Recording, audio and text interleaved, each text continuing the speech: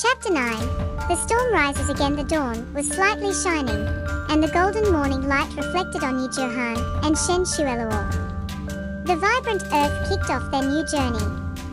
Although their hearts were filled with doubts and uneasiness, they were powerless to do anything about it. Yi Johan and Shen Shueluo once again stood hand in hand, ready to embark on the journey again. The mission given to them by the system is simple and powerful. They need to find the 5 elemental crystals and activate them before they can move forward.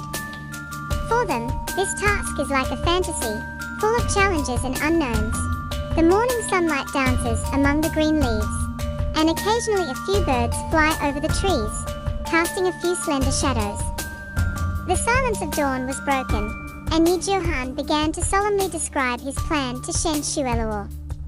Shueluo, the first thing we need to find is the wind crystal. As far as I know, it should be in the Wind Canyon. And that is the territory of the Wind Clan, and is our biggest challenge. Yi Johan said seriously.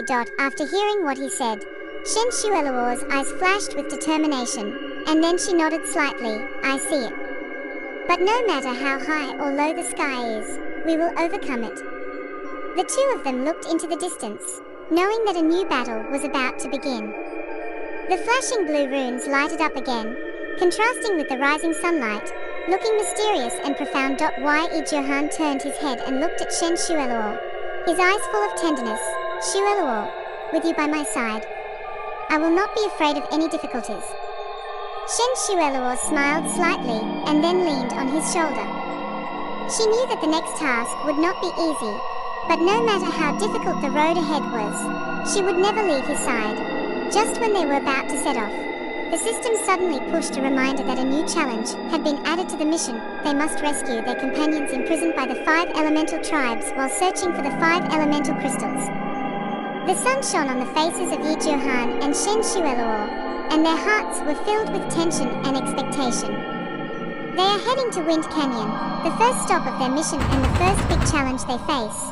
They crossed rolling hills, climbed over deep streams and narrow valleys, and skirted dense jungles. Their hearts were full of anxiety, but they encouraged each other and faced the difficulties ahead together. They know that every challenge is like flying over a canyon, full of danger and adventure.